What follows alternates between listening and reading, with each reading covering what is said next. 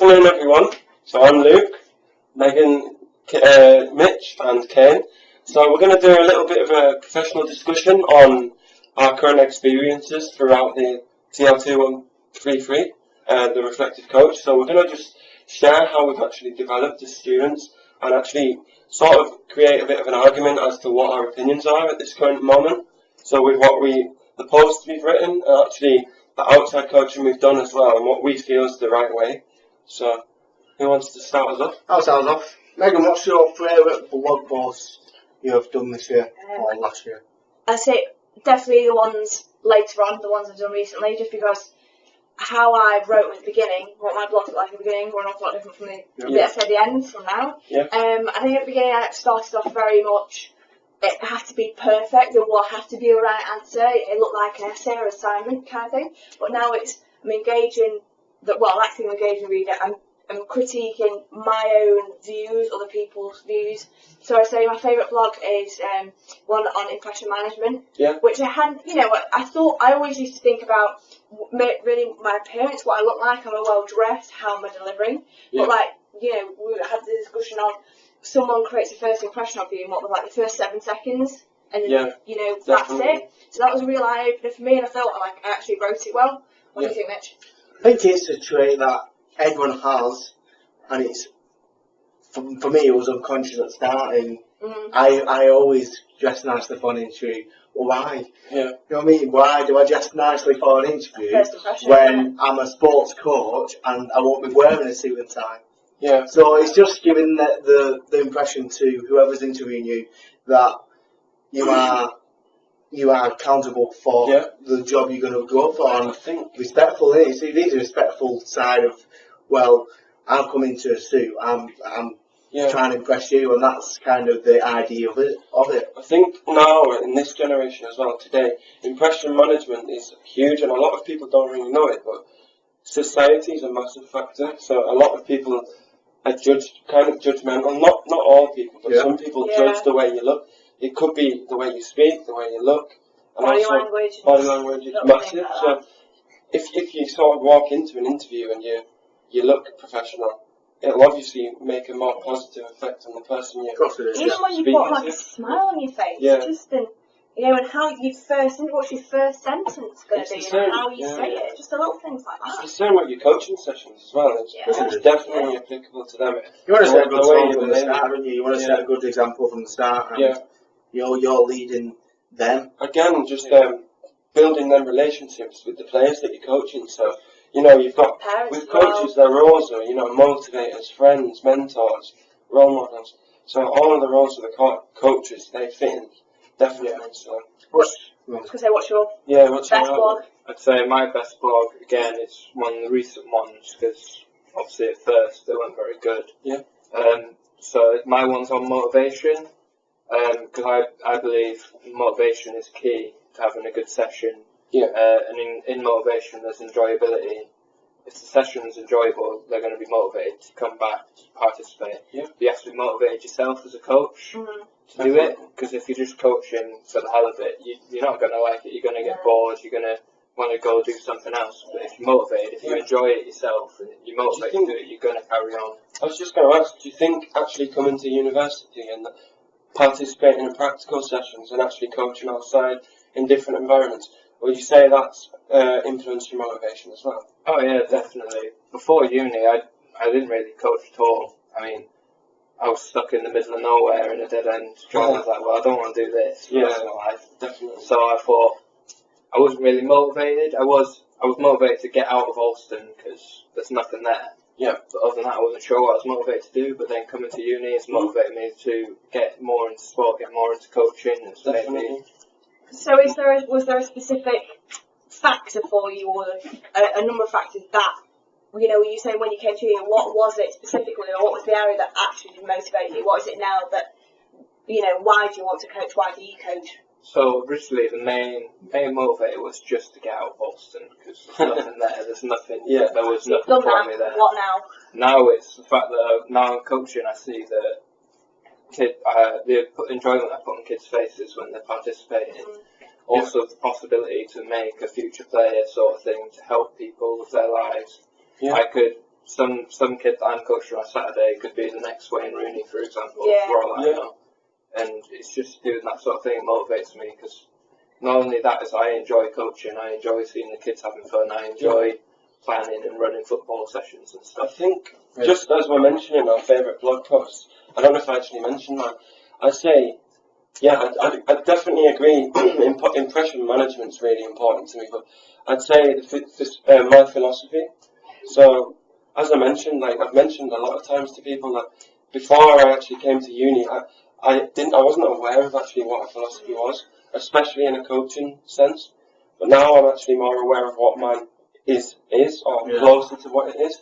So I think, like, for me, perseverance, that's actually a value of mine, so it's a massive factor that I believe to make myself be positive. And like a behaviour of this would be, always looking positive, looking on the, I know it's cliche, but looking on the right side, but also just giving 100%, and that's definitely applicable to my coaching. See, my blog post about philosophy is completely different to what yours is about. Mine is more... This is what this conversation is about. It's awesome. See, mine is like, there's only so many people who has a philosophy. It's only probably the top end who can actually sit down and this is my philosophy, this is my blueprint, and this is what I'm going to do. And I feel I don't have a philosophy. I have a way of coaching. My personality shapes the way I coach and my experiences and the coaches I think. Good point. But as a philosophy, I could turn around to you and say, this is my 2-page long philosophy. And it's, for me, it's a term which is bandied about a lot, that my philosophy. I think it's football that's done that, especially in this country. It's football, Pep Guardiola and the likes. I was going to say, they're working towards their philosophy. Just as well on that, like, impression management's huge for it. Yeah. Because your philosophy, it depends how strict you are with it, but your philosophy could change. If you had a negative setback, it could change you in a way, depending on how strong you were in believing that. But again, just impression management. So society again, the way people see you and the way you behave. If they see that as positive, great. So I just thought something that it's almost like a bit of a statement. Do you reckon, to some extent, and I'm thinking the elite level here, and I'm thinking of a particular coach manager in football world, do you reckon it gets to a point where impression management sort of goes out the window and experience takes over? I would say so, yeah. I'm thinking in arrogant football managers. Jose Mourinho. The one I'm thinking that. He's done something right. Well, he doesn't come across very well, though, does he? No. In interviews, he doesn't come across very well. I think in a competitive environment, it could go out the window. Depending on those that are, how passionate they are. But obviously, managers are always passionate, and their philosophies, could go out the window. I'm a coach manager at performance level. I can't be arrogant though. I'd be thrown off some lists. There's probably a list somewhere or something and go.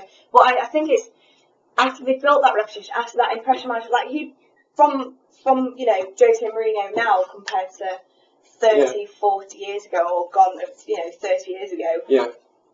When he was a player, let's say, he's developed that. He has developed it, but it's his personality. I agree with that. I think he's at that stage where he can say, this is my philosophy. Because it's the philosophy and it's a winning way. So I don't agree with it. I do not agree with it. That's what we meant. It goes back to winning over development as well. It gets that bit where money and it just completely takes winning money. I just wanted to put that point out there. But coming back almost to our level where we're all still developing, what about, would you say, the same statement, experience overtakes impression management, would you say that's our case at our level? I would say you need as much experience now to be able to know what you're going to do. Because I've been lucky, I've had 5 different jobs in completely different areas. And therefore I can kind of tailor what I want to do, what motivates me, what's the impact I make on those children, and that's the difference. Where if you're just going in one area, like Megan, just hockey, how do you know you don't like squash? I love squash. You know what I mean? I like squash. I know we keep mentioning it as well, but impression management, it's just about the people that you're coaching as well. So if they, like, a lot of children, there's been studies that have suggested it, like, ages 5 to 14, if we're being specific, like, their main interests out of sport are, you know, like, unusual activities, having fun. So if they're having fun, then their impression on you is going to be great. Yeah, you're like the fun coach. And yeah. do you reckon, moving on, like, the fun impression management side, we did a like a blog or one around creativity. Yeah. So at what extent, how can you allow your performers, how can you help develop your performers' creativity? What are your opinions on that? Can it be taught, creativity, almost? Coaching styles are massive. Bringing in the Masters teaching style, guided discovery is a big thing for that. So if you say 1 week, right, guys, I'm going to let one of you run the session, and I'm going to overwatch. I'll guide you if you need help. If you're stuck, I'll let you do something. I'll give you something to do, but I'll let you come up with it. That'll really enhance I think for me, the question you just asked with that, like, can you teach creativity? From my opinion and my experience is that you can develop it, but you can't teach it. It could be Lionel Messi, it could be the most developed, like, psychologically developed person ever, but it's really, really difficult to teach creativity because it comes from within the person. Yes. You can foster their environment. Yeah. So you can put them in an environment where they can be creative. Yeah. But you kind of let them. But if we want to, themselves. We actually, a lot of people like define creativity in different ways. It could be the way you play. It could be the way you make your decisions. The way you think as well. Yeah. I mean, you can as a coach, because, for example, you can do a set play with your players, which is creative. Yeah. But you could also turn around and say, look, turn your back. You players, I want a scenario of a set play, and you bring it up. And therefore, they are being creative within themselves. Guys. So it's the confidence of you as the coach, to be able to trust yourself to let them do it. Just with just with creativity as well. Like I mentioned, unusual activities being an influence for children playing sport. Like they could involve creativity in loads of ways, especially with decision making. If they're participating in an unusual activity that I haven't played before, they could maybe come with maybe a strategy to maybe play that in a better way or socialise with others. I think creativity, performance-wise, is more obvious at different levels. Or, for example, so I coach, this is the first year where I've coached boys, girls, men and women, different levels and all sorts. So with the guided discovery, sometimes I've gone maybe at the end of a session like, okay, it's time to play a game now, let's say with 8-year-olds or something like that, and they've gone, right, here's your theme, as long as you can basically do whatever you want. Obviously, I don't really mention the health and safety to them because they don't need to know. They don't need to. Health and safety goes out the window with kids in their minds. So go, here's your theme. Let's say, for example, let's go, attacking play or defence to attack. So you come up with something now, and if they come back with me something, and I say, well, yes, it's related to a game of football, a game of hockey, and it's going towards theme, and there's no health and safety rate to score up to a certain extent. Go for it. See, especially I found kids come up with the wackiest ideas. They don't care about. They say, well, if you put it to men, I did the exact same thing, but describe it in different ways to their level and deliver it in a different way. They probably go. They probably have more knowledge to go. Yeah, we'll do it this way because this is the right way. Kids will come up with a million and one crazy ideas, and that's how I've learned as well by kids. With me. Like the coaching that I've done just on Saturdays and Wednesdays, I've sort of tried over the past year to use guided discovery, because if you're providing an emphasis on the players you're coaching as opposed to you, so rather than telling them what to do, advising them what to do in a lot of ways. That's the instructor versus instructor versus coach. So I don't know if you're on the same page, but I do not go sit down and say, right, at the end of the session I'm going to do a creative session. It just automatically happens in the session. Regardless of what practice you use, random practice variable, there's some sort of creative in it, because it depends on, again, the individual, see what they see that challenge as.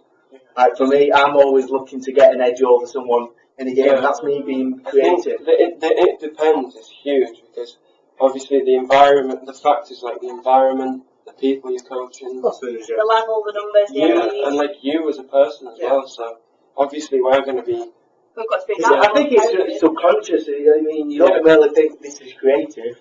You always, for me, I think Megan will agree. Is you want to challenge the players, and by challenging the players, you're getting a creative element from it.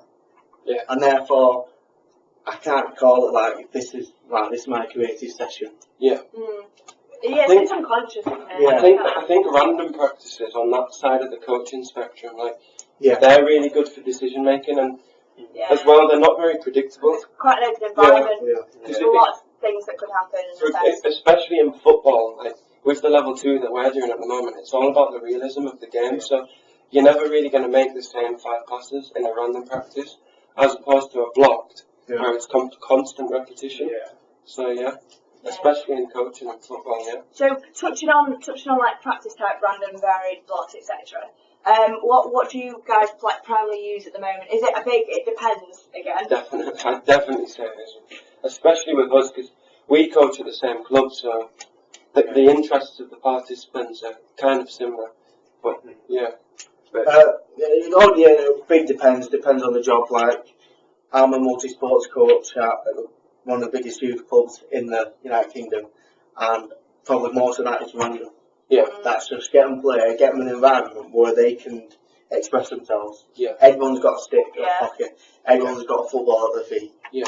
Everyone can have a chance to play sport, and that's that club's philosophy.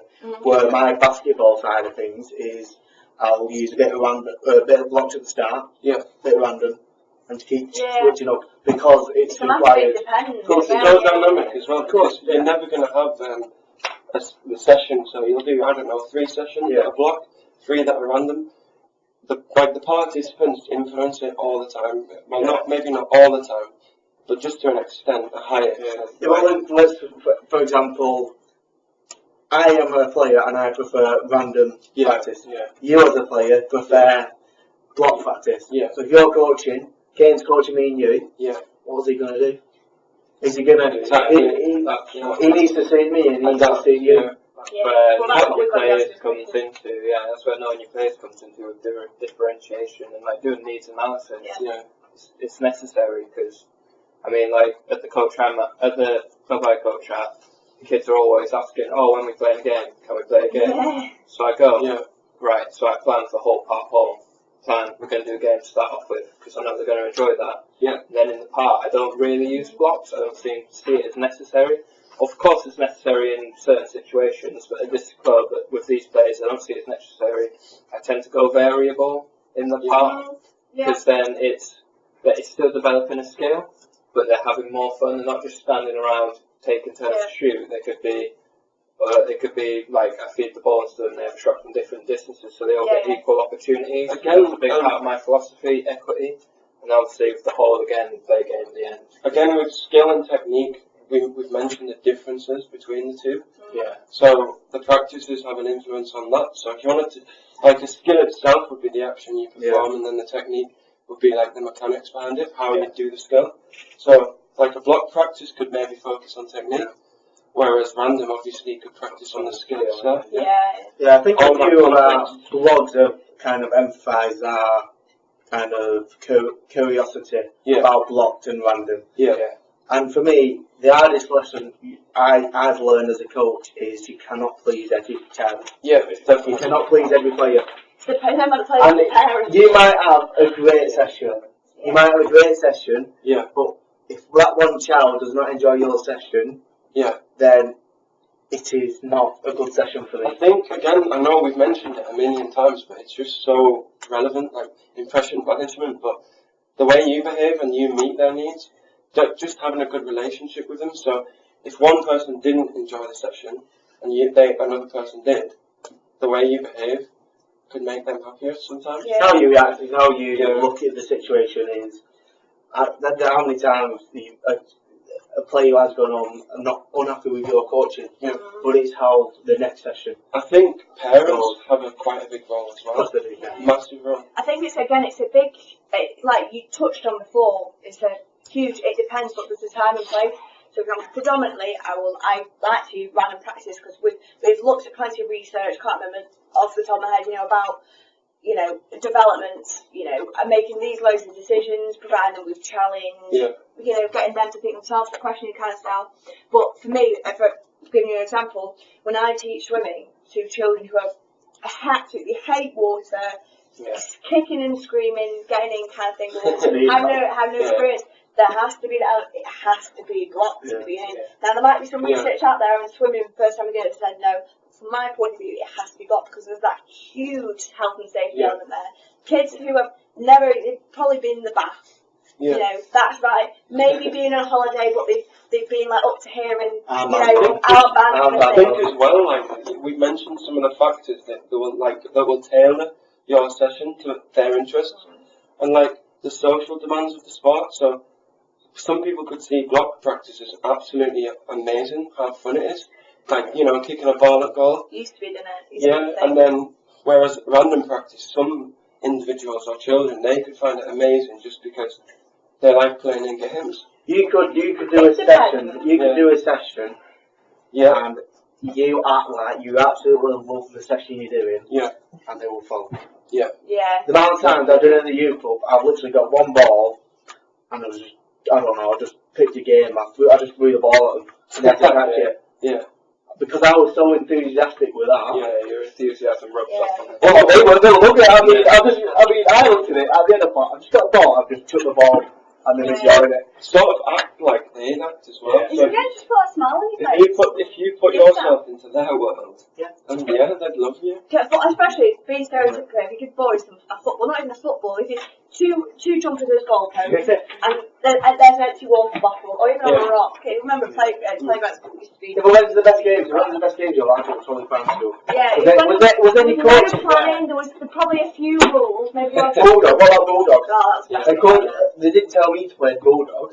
We just played it. And that's where their creativity comes into play. Like, I've not seen any research yet, so I'm just going to put a point ahead to see if you guys agree. I'm going to challenge you. But I would say we're more creative now than, let's say, when the current 5-6-year-olds, when they come to our age, not even our age, let's say 12, 13, we'll be more creative because we played outside. But now technology and iPads and iPhones they're taken over. They're coming over to a different creativity. And then, I mean, like, what's the Hunger Games or something? It's like everything used to be blocked. Blocked was the thing. Now it's, let's say, random, varied, whatever. Give it another 20, 30, 40 years, it's going to change again. It's amazing because technology's, in a sense, changed coaching. What we're doing now, blogs. Exactly. What's the biggest, probably, component to come out of you doing the blogs? That's a great question. So what's come out of the blog? What has added to your toolkit? I'd say that it's toolkit. That's a great word. I'd say it's probably developed me as an individual in how I'm the student as to how critical I am with the writing, and also like the way I communicate with people when in my writing as well. It sort of draws them into my posts, and then I quite like in exploring the issues in sport, like current issues. So we've got the impression management and like why kids play sport, my philosophy. So all of them things, it's good that I can refer to them in the future, and also it'll just help me as a student academically. But it's not just that as well, it's actually I gain an enjoyment from them. So it's a really good positive for me. What do you think? I'd say it's mostly come down to the reflection part of it. I mean, in my first year, I didn't reflect that much. I did a bit, because obviously my older brother is quite an experienced coach, and he told me reflection is really important to your learning. I did it a bit, but I didn't really. You see why? You see why it was so. I didn't see why it was so important, but now I've learned that reflection is one of the key components of learning. And reflecting on everything, it makes you, it lets you see what you've done wrong, what you did well, what you can do better. And I don't just reflect on my coaching sessions, I reflect on my science, my grades and that. I see the grade I get, I look at the feedback and I think, right, I'm not happy with that. What can I do to make it better? So, because I've got a lot of 68%, which I'm not happy with. I want to achieve 70 plus 7% plus. I bet that's really frustrating grade. Very frustrating. 2%. I keep looking at it, thinking, right, what do I need to do to improve to get? Is that a motive for you? Yeah, it's a motive for me. Yeah. I think me and Megan's kind of, we've done it for the last year, haven't we? We did work and learn, and literally every session you did, everything you wrote, you reflected, you had to reflect. And it's kind of ingrained with us now, so we probably do it without even knowing it now. It's definitely becoming more unconscious. Like, straight away when something's happened, they go, right, that worked quite well, let's try and do it next time. But I'm not thinking actually about that I need to reflect, it just happened, so it's definitely becoming more conscious. I don't know about you. My reflection, the way, it's obvious we can do reflect in different ways as well. Of course, like, for example, I reflect, like, my two blog posts were No Paradise, or No Hungry in Paradise, and it was a football documentary. And last year, I would have just watched that programme, documentary, and just, that's it. Where now, I wrote three blog posts about it, exploring what they were saying, why they were saying it, and how that affects me. And therefore, that reflection has kind of like all the filter you want. Turn it off, almost. That coaching head. The newspaper. I think the way when I reflect is I reflect, gather my thoughts immediately after the session. I actually discussed with John over Easter. I think it was 1-10-10 that he said. So you'd reflect almost immediately after the session, a day after the session, and then I think it was a week after the session. And your thoughts, it was just interesting how different your thoughts could be within that time period. And then just as well, like, the way you reflect could be influenced by the session you've run. So the way you behave could influence it. And like the way you... external factors, something like the weather. Like, for example, before now, I think one thing I've become better by gaining experience from reflecting is my almost like I've got a bank of session plans in my head, and I can come up with it. Yes, I do usually have like a standard contingency plan, but now I can just come up with one like that. For example, say absolutely throwing it down, and then I say probably do have a varied practice, something like that, where there might be a little time to pause. If it's raining or if it's a Sunday morning in January, the Astros just melted enough so you can play on it, but it's absolutely freezing. You need to get everyone moving. That needs to change, and that needs to happen like that. And as effective coaches and gaining more experience, soon we're going to graduate and be professional coaches. You need to be able to do that. Alright, I think we'll hold it there then. Thank you, everyone.